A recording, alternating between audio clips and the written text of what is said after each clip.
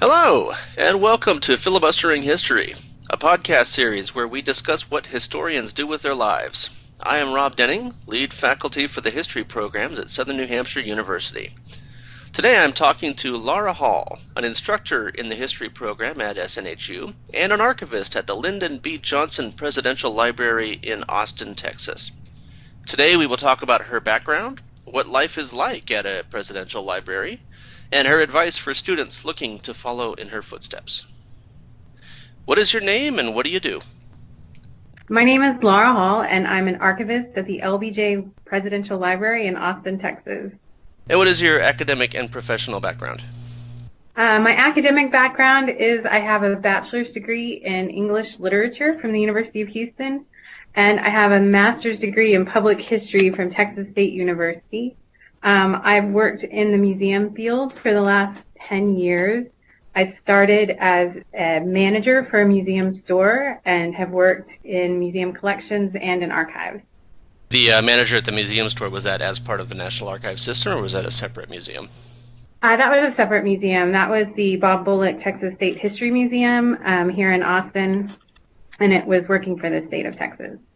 And have you been based in Texas throughout your career so far? I have. And what have been your research and teaching interests so far? My research interests are modern U.S. history, the post-war period. I'm also interested in public memory and sort of the way we remember sort of big events and how we use that to kind of shape our society and culture. I'm always amazed when I read books on public memory because I have no idea how I would possibly approach that myself. Yeah, it's one of those topics that's kind of squishy. I kind of focused a little bit more on this idea of civil religion. And so it's a little more modern. Like, I think that kind of came around in the 60s, but it's how we use institutions like presidential libraries as a way to kind of deepen our civil engagement.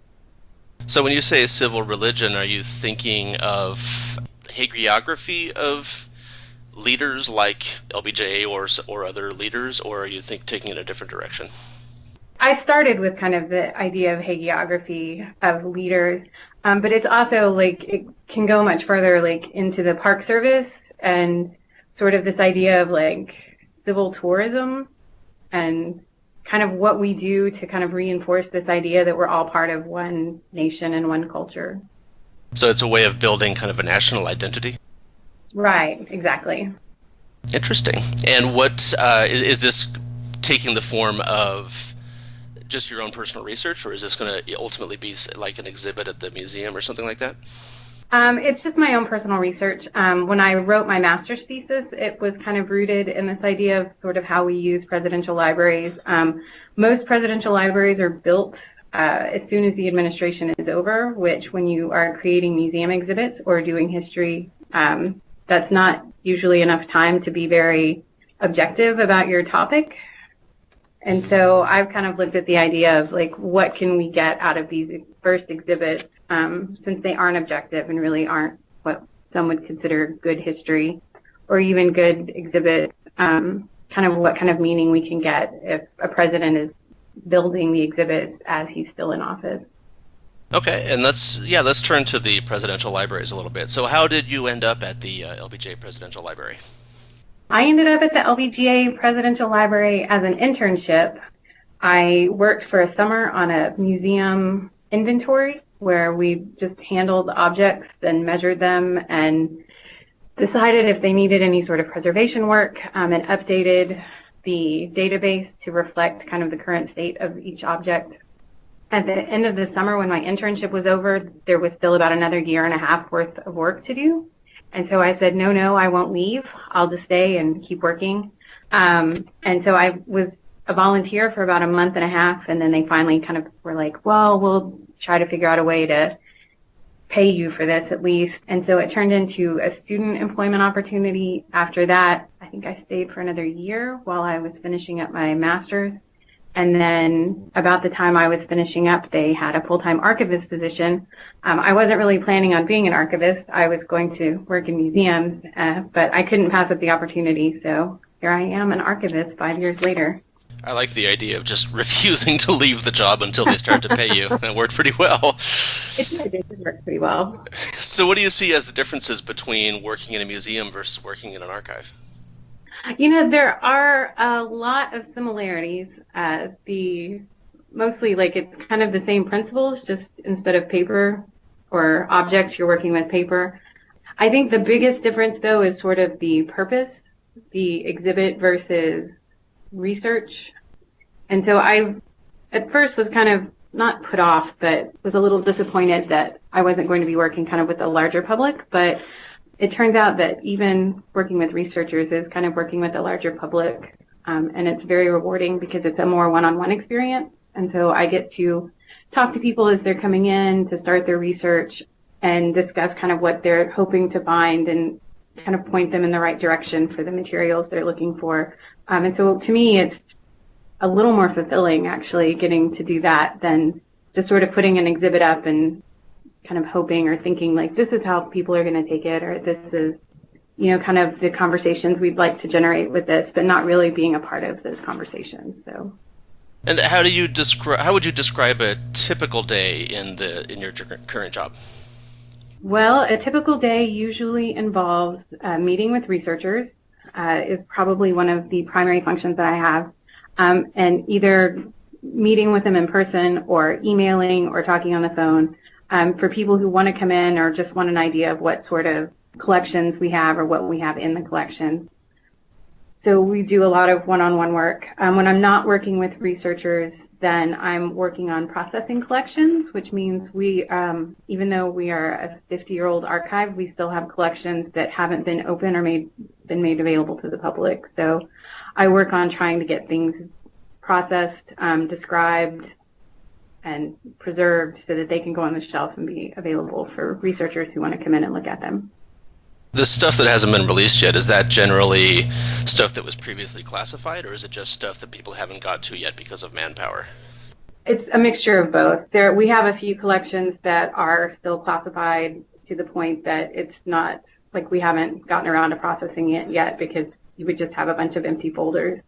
But for the most part, it's just stuff that we haven't gotten around to yet. We are actually still accessioning things. So we have people who are still like, oh, I worked with President Johnson, here are my papers.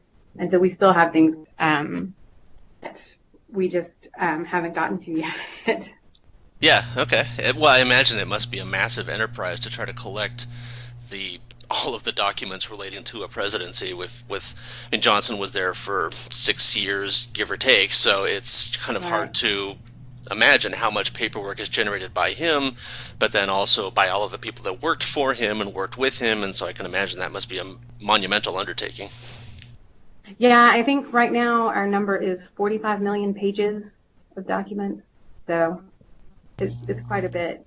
And then we've also got AV archives as well, so we have photographs and movies and audio recordings, lots of telephone calls, cabinet room recordings we're still working on, that sort of thing. So, working with researchers must be an interesting gig. I always tell my students, for part of my doctoral dissertation, I was working with, it was on Ronald Reagan, and so I spent a couple weeks at the Reagan Presidential Library out in California, and I always tell my students to, even if you have think that you know what you're looking for based on the finding aids, make sure to make friends with the archivist that handles those documents, because you never know what you'll get. In my case, the archivist found some really cool documents that I didn't know about, but even more than that, she managed to get me some free tickets into the museum part of the library, and the Reagan Library, of course, actually has Air Force One parked in the middle of it, and so I actually got to go on to Air Force One for probably the only time in my life. Oh, cool. Yeah, we definitely have things that are kind of hidden. I think one of the challenges is, especially being an older library, we don't have a lot of standard finding aids. And so sometimes it's hard to even know like how many different collections we have or how many series and that sort of thing. It definitely helps to have someone kind of show you how the system works, especially since each library is a little bit different. So, are finding aids generally created kind of like systematically, or are they just created kind of as as an ad-needed basis where someone needs to find something, so someone puts together a kind of a small finding aid, and then eventually it just kind of builds into a larger finding aid, or is it more systematic than that? It's generally more systematic than that. Part of our problem is that, our finding aids were started in the 1970s. Our library opened in 1971, and there wasn't a systematic system in the 70s. And generally, as a practice, archives had finding aids. They were mostly folder title lists. And so we haven't actually gone back and sort of created a systemized set of finding aids. So what we have are a lot of folder title lists, and they don't look necessarily like what a modern finding aid would look like. So you don't have that kind of scope and content note. You don't have a biography of the people who are, involved in the collecting. So they're a little more general, and they're a little more tricky to use, just because if you haven't had someone say, like, oh, well, this is how this collection works, it's not necessarily as systematic as it would be in sort of a more modern archive. And do you know, is there a plan in place to try to update that, or is it just going to be kind of as you go along going forward? We do have a plan in place. It is tied closely with our plan to digitize things. So there's a plan, but it's a 15-year plan, which is something that when I first started in archives was kind of wild to me. Like, wait, you're going to work on something for 15 years? What? I think that seems crazy. But apparently it's very common. So. Yeah, I've encountered that situation too in various bureaucracies and all that. Yeah, the idea of having literally a long-term plan where they're talking into the decades or more. It always does seem crazy at first, but then you wake up 20 years later and you've realized that, okay, yep, I've actually been here long enough to see, headway made on that project. Yeah, as a procrastinator, it's a little scary for me, but... Right, yeah. When do you want to start that 15-year project? I know, 12 more years is fine. So what advice do you have for listeners who want to break into your career? There's probably a lot of students at Southern New Hampshire University and possibly even elsewhere that are listening to this podcast wondering how they might be able to follow the route. You said you started with an internship. Do you have any other type of advice to break into the field? Volunteer anywhere you can. Hands-on experience is one of the biggest things most employers are looking for. They don't care if it was working as a volunteer at your local historical society. Just being kind of familiar with what the job is and sort of the issues that will come up are huge. And it's something I volunteered at 3 different places before I started my internship. So it really helps to build your skill sets. The other thing is don't be afraid to talk to people and tell people what you want to do. My experience with this field has been that it is very inclusive, and people know a lot of people, and so you never know who you might be talking to, and who they might know and can help you find where you want to get to. That's a good point, and I think that's true for a lot of history-type professions, is that it is a fairly small world that we all operate in. And I mean, especially I imagine with you, with the presidential libraries, being that there's a limited number of them. I forget offhand how many there are, you may know, but there's only so many archives and so many archivists, and even if you add in all of the other National Archives branches, I mean, it's still a fairly small world, I imagine. And so, getting to know the right people, I'm sure would help immensely when it comes time to look for a job there. Yeah, and I had a professor tell me in grad school that you should always have an elevator speech about kind of what you want to do and where you want to go. And at the time when he told me, I was like, that's ridiculous. Like, who walks around with a speech in their head? But it actually was really good advice, and it helped in a couple of ways. The other thing I would suggest is that a lot of these professional organizations have student memberships, and it's a great time to kind of get involved in those because they're great ways to network and go to the meetings, especially for the smaller kind of regional organizations, because it's a really good way to kind of get to know different organizations in your area and to get to know people. And so, if you have an interview with someone, it helps if you can walk in and be like, oh yeah, we met 2 years ago at the Texas Museum Association meeting. And the other side of that was, I think I went to one workshop as a student just because I thought it was something that would be interesting.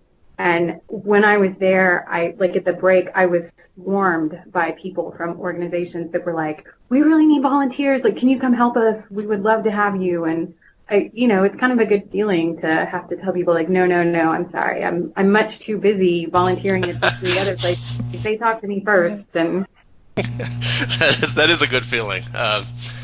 It would be nice if they were swarming you with job offers, but still, it's still a nice feeling. All right, well, thank you for joining us today. It was my pleasure. And thank you to all the listeners for joining us today. If you have any questions or comments on this podcast, or suggestions for future episodes, please send us an email to snhuhistory@gmail.com. Also, tell your friends and family about this podcast. Maybe hearing these stories will stop them from asking you why you're throwing away promising future employment in order to study history. Turns out, there are a lot of cool things you can do with these skills. Who would have thunk it? Anyway, I'm Rob Denning.